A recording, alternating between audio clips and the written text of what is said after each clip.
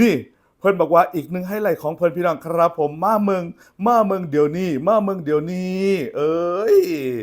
ฟินครับขอนแก่นพี่น้องครับผมทยอยอัปเดตผู้บ่าวฟินครับละเด้อเอนเตอร์เทนลูกค้า10เต็ม10พี่น้องครับเมืองหน้าตาแต่ละผู้แต่ละคนในพุ่นน่ะนั่นเห็นบ่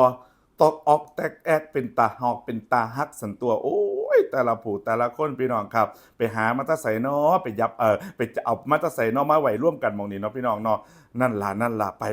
ปพี่น้องครับผมเพิ่นบอกว่าการันตีตัวพี่น้องครับอาหารการกินก็อร่อยเพิ่นลองซิมมาแล้วเพิ่นลองทานมาแล้วพี่น้องครับและที่สำคัญพี่น้องครับผมขออนุญาตเทสระบบแน่เทสระบบของมายอนฟินแลนด์เป็นแบบใดพี่น้องครับไปเมืองสมัยนั้นเห็นบ่นั่นแล้วเทสระบบเป็นจังไดระบบเพิ่น